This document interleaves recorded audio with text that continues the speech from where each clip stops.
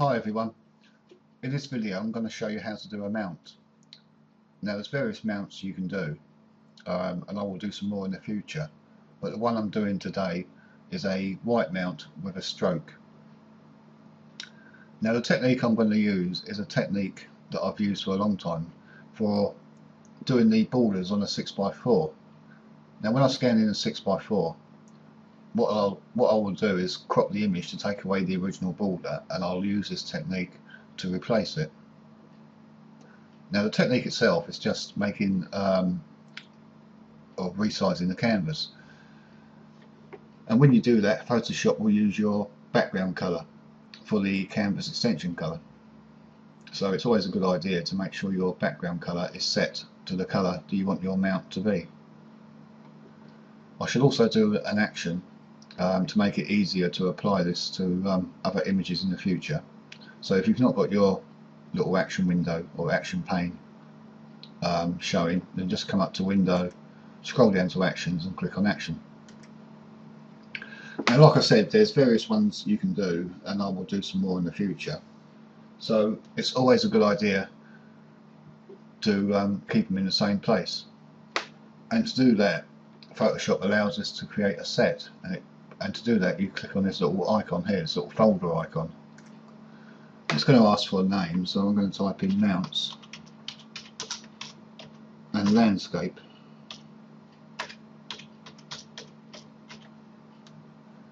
And the reason I'm putting landscape on the end is because the image we're using is in the landscape orientation, and if at a later date we played this action back on a portrait image, it wouldn't look right.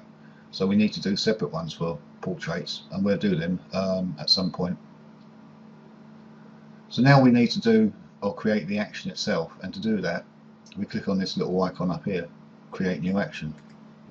Again, it's going to ask us for a name, so I'm going to type in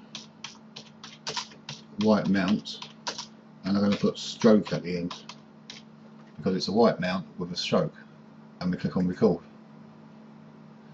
Now I don't like, when possible, to work on the original image, so what I will do is come up to Image, down to Duplicate, click OK, and now we're working on a copy. So we need to come up to Image and down to Canvas Size.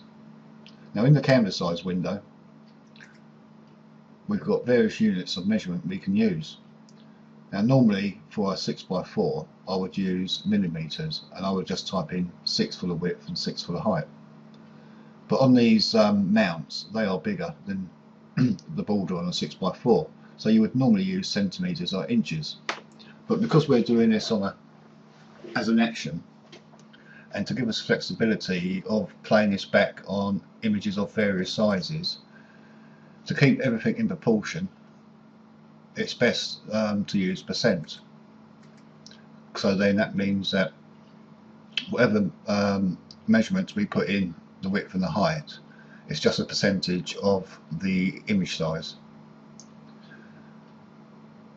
So I'm going to type in 7 for the width, 10 for the height. We've got relative checked, and we anchor the image to the center. So what that's going to do is going to put 5% at the top, 5% on the bottom, 3.5% on the left, and 3.5% on the right, and we click OK. And now that puts a white border around, similar to that of a 6x4. Now we come back up to Image and back down to Canvas Size. Again we use percent. This time we anchor it to the top and we put in 7 for the height, and width we leave at 0. Now by anchoring it to the top, what that means is it's going to put the whole 7% on the bottom, and we click OK. So now we need to unlock the background layer, and to do that we just simply double click it and click OK. We now want to create a new layer, but we want the layer to be below the original layer. So to do that we hold down the Control key and we click on this new Create New Layer icon down here, which puts a new layer below the original. We now come back up to image, back down to canvas size. Again we use percent, and again we put in 7 for the width, 10 for the height, anchor it to the centre, and we click OK. Back up to image, back down to canvas size. Again we use percent. This time we only put in 5 for the height, and we anchor it to the top again, and we click OK. Now we come up to edit, fill, use white, click OK, and now we've got like a basic white poster now. So what we now need to do is to create the stroke, and to do that we click on the original layer and we come down to add a layer style, which is the little FX icon down here. Click OK, then we click on stroke. Now in the stroke window, what we do is size. I use 3. If you want to use have a bigger stroke or a smaller stroke, then that's down to you. But I always like to use 3, and the position I like to change to inside. Blend mode normal, opacity at 100%, and colour I'll leave as black, and we click OK. So now we have our white mount with the black stroke line around it. Now the reason we've left this extra space down here, well, we put a bigger space down here than we've got at the top, is to give us room to put our name here and a name for the image here. So I'll put a name down here, so I'll click on the text tool and I shall type in the name of my, of my blog.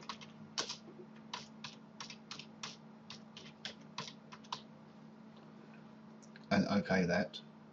And here I shall lower the font size to 30, and I shall put a name for the image, which is XZ106 Jaguar GR3A, and I shall OK that. But now these little check boxes here next to the make text layer actions, I'll click in that one and click in that one. Next thing I'll do is hold down the shift key and click on the bottom layer. So now we've got all the layers selected, and with the move tool selected, I'll click on this little icon here, which centers our text. I'll now click on the new layer icon down the bottom here to create a new layer, and holding down the control key I press the A key to select all, come up to edit, stroke, and I apply a 1 pixel stroke,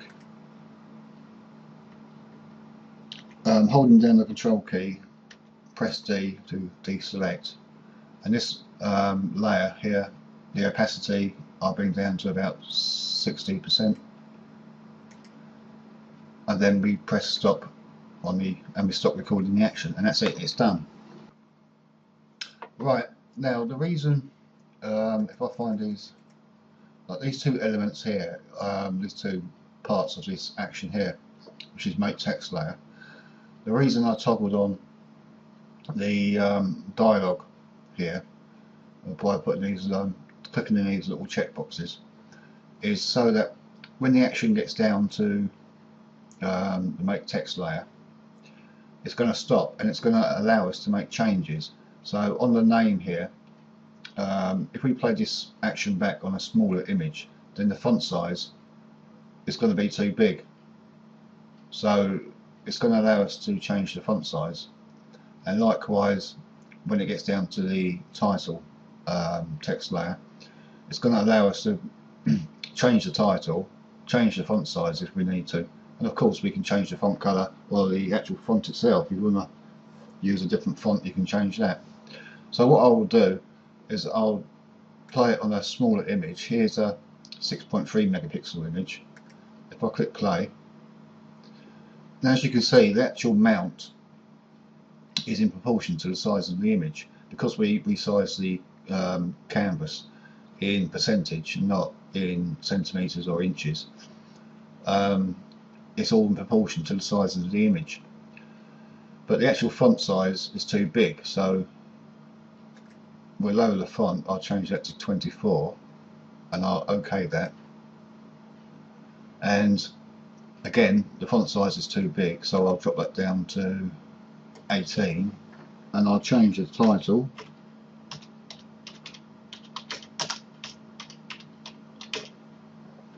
and I should OK that, and that's it. Now this layout up here that we put, and we put the stroke around it, the point or the reason for doing that is because if we put this on the internet, say we put it on a Flickr page for example, and the page is white, then because this mount is white, it's not going to show up very well. But by putting that layer there and putting a stroke around it, then it's going to stand out a bit. So I hope that's been helpful. I will be doing some more in the future, not only these mounts, I should be doing some other videos. If you're watching this on YouTube, then visit my blog, which is rjdphotography.blogspot.com. So as I said, I hope this has been helpful, and I hope to see you again sometime in the future. Bye.